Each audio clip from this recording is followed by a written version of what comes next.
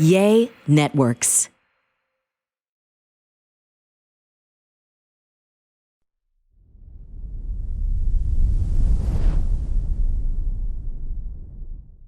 Welcome to a brand new episode of the Fitish podcast. Today, we're going to read some emails from you. Amazing.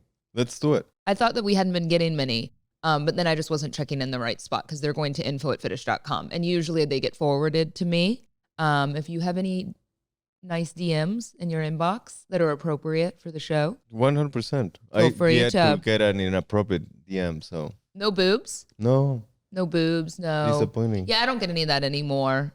You used to get boobs? Yeah, I got boobs, never a vag, lots of dick pics. Yeah, throughout the years. Mm-hmm. Oh. Mm-hmm. Yeah. No. And then I used to send the dick pics to, groups of friends because I thought if I was subjected to them, so should everyone else be. And as to be expected, they were pretty horrified and did not like one that. of these dick pics got recognized? Like, oh, I know that one. No, these were stranger dick pics. Yeah, these were stranger, like, no, because usually the people I don't really ever want a dick pic, even, I'm sorry, even from you, from anyone, I don't really want just like the male anatomy photo, but. Really? But I find I don't know just what like I'm going to do with all the ones that I have in my dick pic file. Don't send it to your mom. I was never thinking about that. But we have some great emails, so prepare. As always, we'll be a little all over the place, but I just want to kind of read some feedback because a lot of times y'all aren't even asking questions. You're giving us your opinion on things because we ask for that. It's totally solicited. But and then I want to touch base a little bit on the mental health panel that we had the therapist up here speaking because it was super informative. And I think I learned a lot from it, especially about discipline and behavioral stuff with kids and kind of managing emotions. So we'll talk about that a bit later on. But first, I am not going to read who this is from, just in case. I know y'all are pretty cool and you don't mind. And I apologize if you wanted credit and I don't give you the shout out. But I'm just going to go ahead and read it because your husband might not like the email.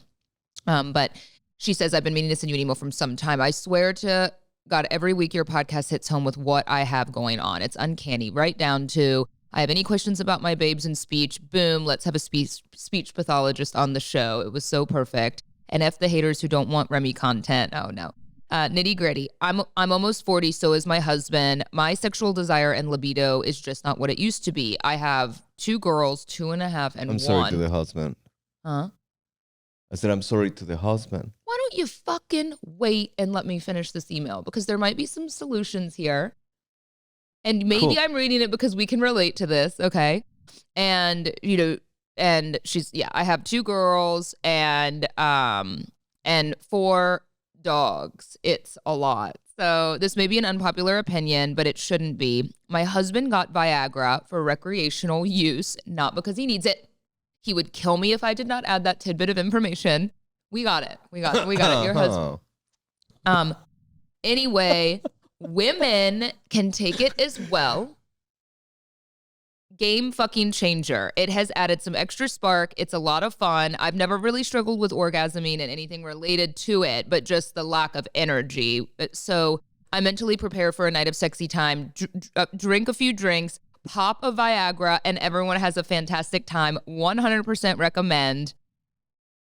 Interesting, huh? Yeah. I don't know if I've ever heard. I mean, I guess back in the day when Viagra first came on the market, you would hear there was a Sex and the City episode about it. I remember that Samantha was, of course, like, why does she need it? But she was always the over-sexualized one. She was taking Viagra, I think. I remember that episode. That probably ages me. But I think it's true, right? Fran and I are definitely, not on the same page, but I recognize that. And I had been thinking about, the doctor had recommended me doing testosterone, but what is it called? Pellets, right? So testosterone pellets, they actually cut and insert under your skin, like somewhere on your hip or in your arm. I forget where all they put it. And it sounds like pretty intense, but it disperses the testosterone over a period of months. And Yeah, because I think just it's fucking science. It really sucks to be a woman in a lot of ways. You have to have a baby by a certain period of time, a geriatric pregnancy. And then here we are, near 40 years old, and it is just science, right? Like our libido in general. And I've heard that women, as they like cross 40 and get older, that it can kind of come back again. And I'm sure it has a lot to do just with the age of our kids, right? It has a lot to do also with our diet. So grains, and I've been reading a lot about it. Grains, there's certain grains that we eat a lot in this day and age that they're included in our diet in every shape. Kills testosterone. So, but I don't think it's just grains, only because the functional medicine doctor, who's a cardiologist that I went to, said no changes in changes in your diet can help a little bit with certain things. But he did, because I was like, can I eat something different? Is there a supplement I can take? And he's like, he also sells testosterone. No. Well, yeah, but he said testosterone. Baby, I've done a lot of, you're the doctor. You're right. I've done a lot of research on it, and I agree with you about diet, but I'm saying that it is science that our testosterone as a female like completely depletes at a certain age. And I'm sure it's not just to do with diet. I mean, it's a hormone, it's definitely age. So another option that I've been interested in trying is cream. The deal with the cream, though, is it's kind of, I've heard that it's kind of like messy because, it's like you're putting lotion on your stomach or something. But I like the idea of that more than inserting a pellet. I don't know, a pellet? Though I don't like the word pellet. Like, it makes me think of like rabbit poop. I don't like the word pellet in general. And the thought of getting like my skin cut and it put in there, which I know they numb you and it's fine. And I've heard great things about it from women. People say, you should be encouraging me to get pellets, installed underneath my skin. 100%, babe. I'm game for whatever change. Can I just get testosterone in Mexico? You can do anything you want. In Mexico? Yeah, I'm pretty sure it's the same type of testosterone that you'll get here. No, but is it like, can I like walk in and buy testosterone cream at the pharmacy, or do I have to get a prescription? So. I don't know. Like, I'm not trying to brag, but I never felt the need to research that. That's the thing. I think, isn't it hard with a partner? Like, I feel like even if we had sex once a day, that it wouldn't be enough for friends. So it starts to make once me that they start being quite like good, Or every other day, I'm like every getting to every other really day. Good. Oh, okay, all right, yeah. Once a day could be great, but every other day it's okay. Okay, so every other day would still not be enough. Yeah. Well, there is not enough, This it's is like what money. I mean, though. There's not enough, and I think that's something that is so hard to manage for me. And I think that's been a thing for our relationship, that like there's never enough, there's never enough sex. And like, yes, there is, yes, there is for me. And what is enough for you? Like twice a month, once a week, every blue moon? This is going in a really kind direction. So thank you. I'm just trying to gauge our... I don't have an answer, though. Like, I don't know, because there's so much else that goes into it for me. You know what I mean? Like, if we've been arguing about money and things like that, I'm not feeling like fucking. You know what I mean? Like, that's where that goes for me. Do you know what I mean? Like, I think having sex is so tied into, what's going on in our life sometimes. And I think that's the problem, sex, and you want sex to just be what it is no matter where we're at in our relationship. And that's just how men and women are different, So no, I would love to. I think it's just, it's interesting you say what's enough or it's never enough, because that's not really how I look at sex, It's not only like love is a constant.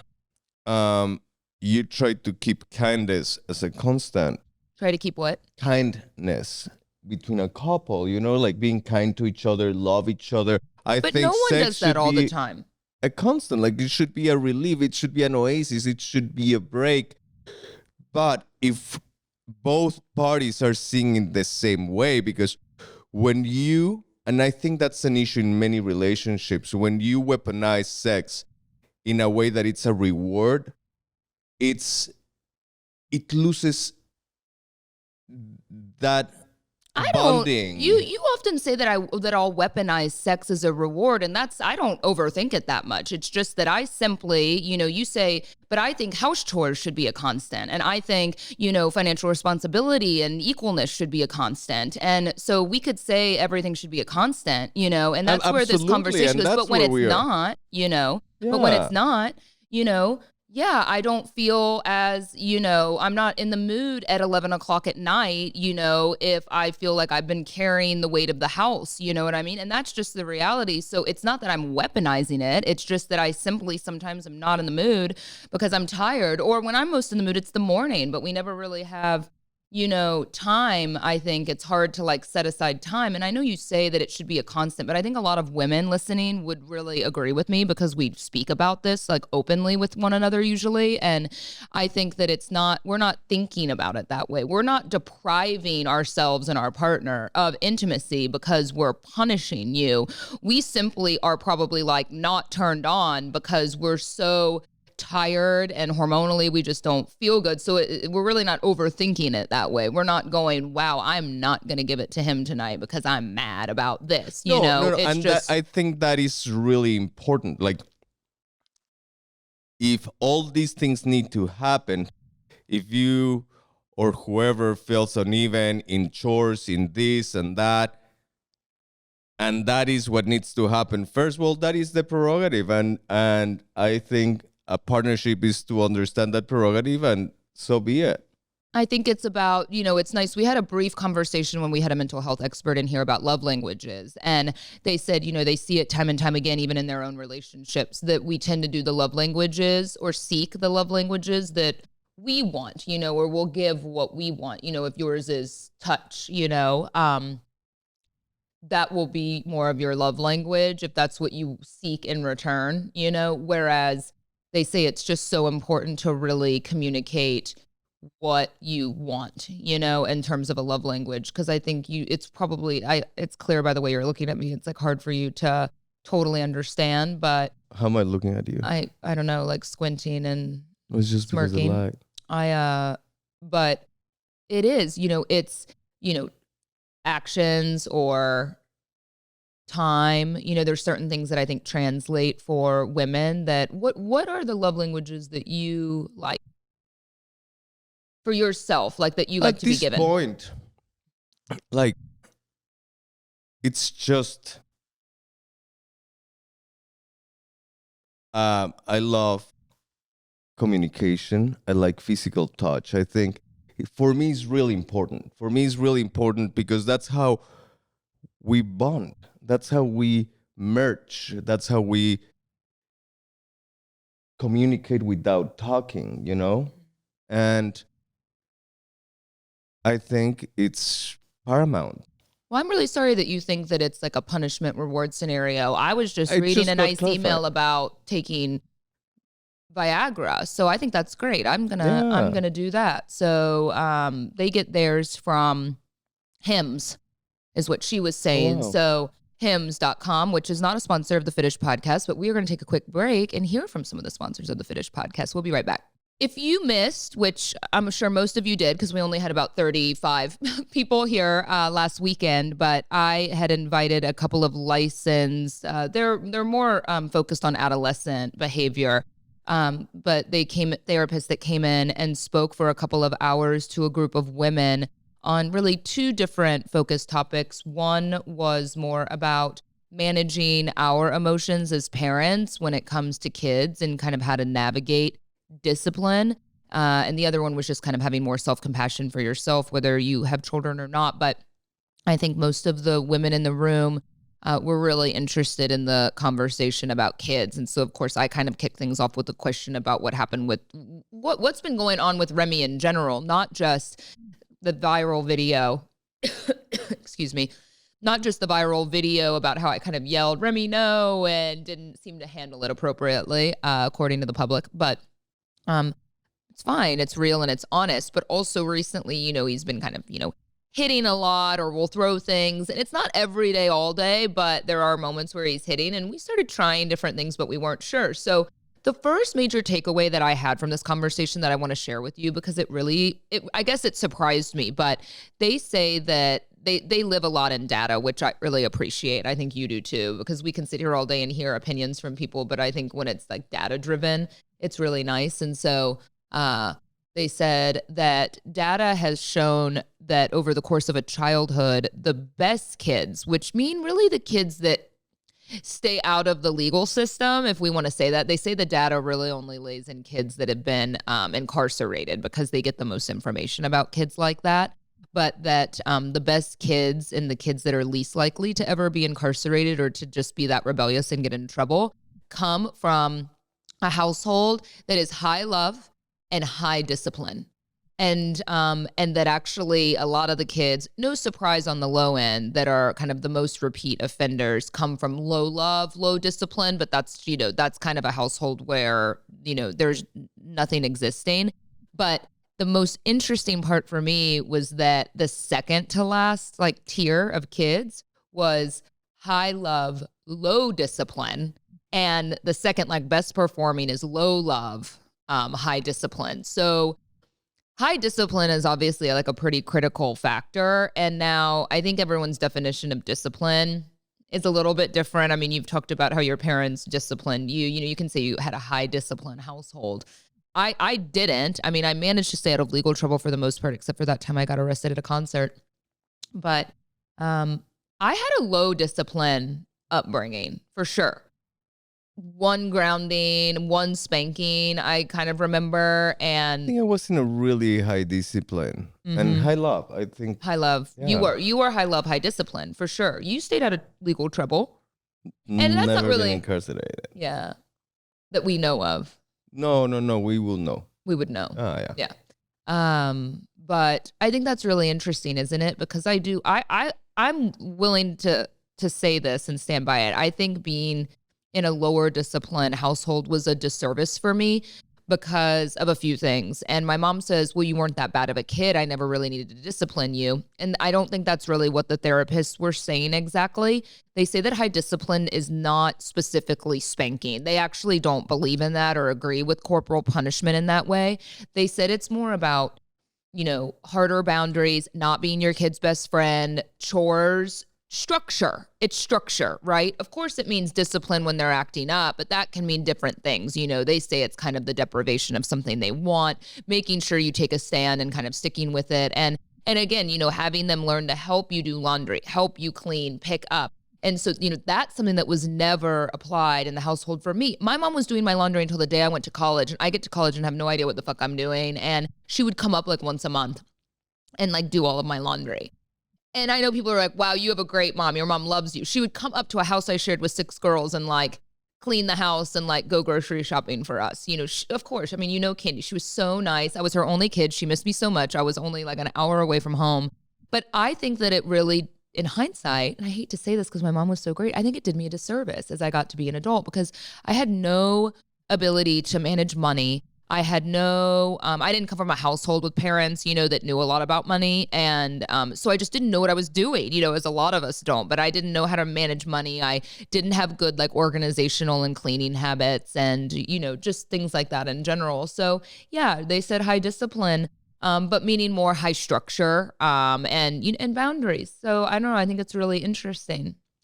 I think boundaries is the key, boundaries in like managing the relationship with your kids and having how to set boundaries for me seems like one of the hardest things.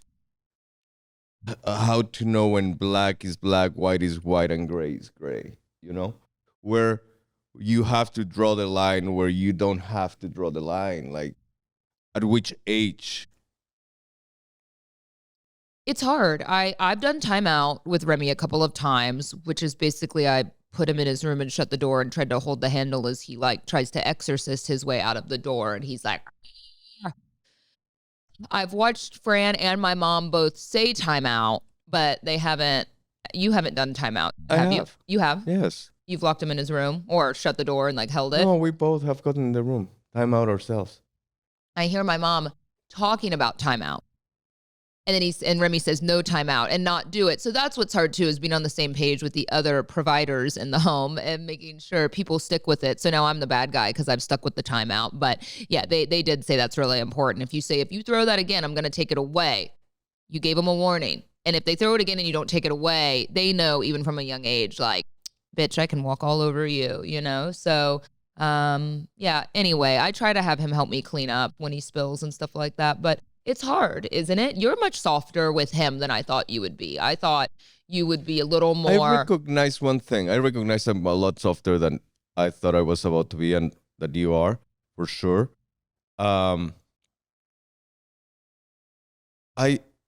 Going back to boundaries, I'm trying to recognize what a good age for certain aspects are. And that's a tough part. It is.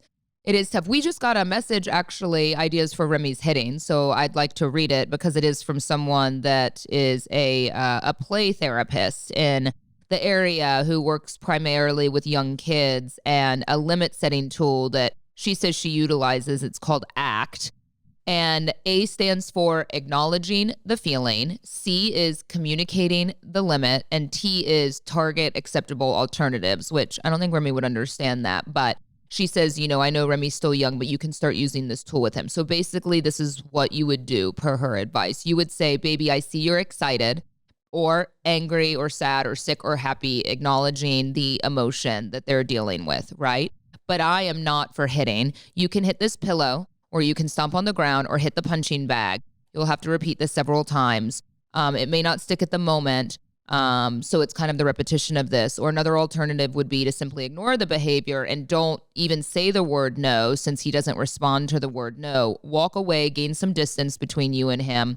He's probably just looking for a reaction or attention from you. But if you don't give it, he could eventually just stop doing it because he'll realize it's not eliciting a reaction, just some ideas. I think that that's actually great, and it really echoes what the therapist said in here that day as well about hitting. One of them has a 5-year-old who she said will really overreact with food and throw plates and stuff like that, and sometimes it's just so hard, you know, to figure out how to manage that. But she said it's really important that we, you know, from a really young age, you can kind of hold their arms and give them a hug. She said they just don't know, you know, they can't really control their limbs and what they're doing sometimes, that they're not trying to hurt you. And that is something very important in the way I react to any of these behaviors. He will hit you if he's happy, if he's upset, if he's he will slap you. Fran will see this. I'll let you finish. Fran will see this, that you'll be going to take Remy to bed, and you'll be like, tell mama night night, give mama a kissy, and I'll lean in, and he'll be leaning in, lips puckered, so sweet, smiling, lean in to kiss me, and just slap the shit out of me so hard. And y'all, it just breaks my heart, you know, because I just like, well, I mean, sometimes it hurts so bad, you know, it like brings tears to your eyes. It fucking hurts. And then Fran will just be like, that's not nice. We don't hit mama. Mama's sad. You know, it's so hard. Anyway, I know. And you're right. I mean, he's hitting at all times of day. I'm not going to be aggressive towards him because I'm for certain he's not trying to be aggressive towards me. He's in a high emotion. He feels something is strong enough for him to use that type of way of communicating. And this is going back to the boundaries. Like, it's trying to figure out what is the right approach. The right approach for me is just not make a big deal out of it. Just no me pegues. That's it. And he repeats it with me. Like, no pegues. He hit a kid the other night, and we were both, I think Fran and I were both hoping the child would hit him back, which sounds sadistic, but that is the like kind of age-appropriate way to learn, right? Because at some point, you're going to push the wrong kid, you're going to hit the wrong kid, you're going to bite the wrong kid. That kid's going to bite back, and then you're going to cry, and then maybe you'll stop doing it. But, you know, that's not for us, and that's for school days and other things like that. So, I mean, that's a funny thing to navigate and kind of uncomfortable, but luckily, it was some of our best friends, and they're totally chill about it and said it's fine. But I mean, he hits this kid every time we hang out together. It's a girl who's older than him, which is awful. But Yeah. And she's still so nice to him. She's so nice to him, but he just will like hit her so hard and we feel terrible. But yeah, but no, that's what they said. They said if your child is really strong and older and you can't control it, that you have to say, it's not safe for me to be around you when you're going to do that, and you walk away and you create the space. I mean, hence the timeout, or they go to their room or whatever. But yeah, it's hard, right? It's almost like cussing, but in a different way. You don't always want to acknowledge it, because if you give a reaction, then they know there's going to be a reaction there. But it's so hard. We are human, and I'm always going to stand by that. I mean, that's really proud and wonderful, that you're able to, say, I'm not going to be aggressive back. And I'm not either. But sometimes, I mean, he is being a little demon child trying to change his diaper on a changing table. And he's kicking just to be a little ass. I know he's just trying to be a little ass. And I'll just like use my nails, and grab his leg to let him know I mean business, and he'll kind of stop. But I can't just ignore it when I'm trying to change his diaper and he's thrashing and kicking me in the stomach, like I have to show I'm the captain. Huh. She walks around the house with spurs. This one. I don't, but that's not fair, because then you make me feel bad. It's not that I feel like proud that I'm going to be the one to draw the line, but someone has to, someone has to. And then, he'll hit me and then he'll hold his arms up for Papa to pick him up. And I'm like, do not pick him up when he's behaving that way. Don't, Papa, I'm going to be a little bully. And then I'm going to be like, Papa, pick me up. And you're like, oh. Well, as long as I can pick him up. I'm 40 already. Like, it might not be time. You're going to be able to pick him up forever. You could pick me up. Yeah. He's a way off from weighing my weight. Yeah, for sure. Well, now you weigh less than him, I think. So, it's not easy. It is a lot of fun, but it's not easy to figure it out. And if you have any more advice, please keep it to yourself. And No. No, I'm just kidding. Email Jenna at info@fitish.com. Email me as always. No, I love hearing from y'all. I think, I love hearing from y'all, especially anything that works, because this is the reality. You don't always have to be an expert. I think we're experts by doing, right? We feel like. However, I take that back. I've learned, I keep learning about myself. I learned that I take your advice really well, because I do understand that I don't know much of what I'm doing. So every time that you DM me with a comment, like I posted a picture about him in the car seat with his puffer. He looked really cute. And I also knew about the puffer situation. And this is a lame excuse. We were going like literally 2 blocks from the house. But I do like your advice. I do like, hey, watch out. You should not put the kid with a puffer on, because maybe I didn't know about that. Brian came to me and said, you should see the messages I'm getting. And you were fine with it. I mean, you said he would show me, and some of them were super long, probably from some of you. But you did say everyone's actually been really nice. It wasn't like attacking. It wasn't like a Karen or anything like that. It was really like, hey, this is what you should do instead of like blah blah, the chest thing. And I'm normally great. very You're better aware. than me, and I'm like, fucking chill, y'all. Like that's how I feel. I brought him up to the office one day, infant, right when I came back to work, and how we would leave him in his doona, and he was sound asleep, and I would loosen up the strap, because I was letting him sleep in the doona in here, and I had the strap like probably like mid tummy, and oh my god, I got just blown up, like it needs to be level with the armpits. That's how I feel like they were talking to me. Like exclamation, exclamation. I was like, I just couldn't even, because I was also postpartum, and women, postpartum, someone starts criticizing you when you already feel like you don't know what you're doing, but you just don't even want to get into it, because it's like, that's not how it was in the car. But I learned then, like, don't ever post a photo of him in his car seat, because even if there was no puffer, there would have been another issue. But or I get a lot of criticism about him being forward facing. I do appreciate that, because I feel like I am like that with my kid. And if there is any advice that I can take that in the worst cases scenario could save his life, I want to hear it. Like, if there's something I'm doing wrong, that in the worst cases scenario, he can be in danger of losing his life or being really harmed, I want to know. I want to know, what can I do right? Like, right now we're trying to study everything from like all the microplastics. Fran, which is fine. And now I see it all the time too. And I don't know if it's because Fran just brings it up, but our food is killing us. And it should be the thing that keeps us alive and heals us. And I agree. It's not that I disagree with you. It just makes it really hard to navigate. We should probably have an expert on and kind of devote the whole show to that. I know who. I have an expert for us. I'm going to call my friend that he owns, he does nutrition. Yeah. And the one that's really started talking to you about this, right? Yeah, the one that really started talking about it. And there's certain rules. There's a lot of podcasts and a lot of information now about like the type of plastics that are safer than others, like with the ones with the triangle that has a 1 and 2 and a 5 and 4, I believe those are the ones that are safe. And all of this information that is really important because it's been proven that a human body can produce a credit card a week with all the microplastics that we eat. I want to kind of avoid it in a way, but I know we can't. I think it's just hard, right? Because it can be hard to adapt the way that you live. But I think that a lot of this makes sense why you're seeing so many young people are getting cancer. The cancer rates have just gone up with people under 50, which is super troubling.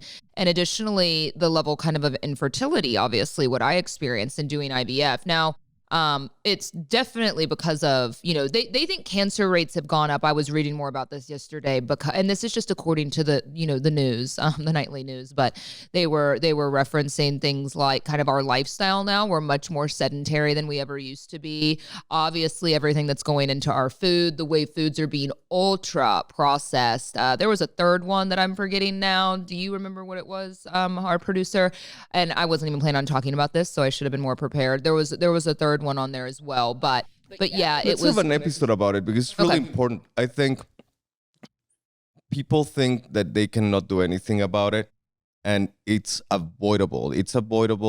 You can start covering your bases, and it is avoidable, but it's a lot harder when you live in a major city. It's very hard if you don't have access to fresh food. We all know that super organic, super fresh food, things like that tend to be much more expensive.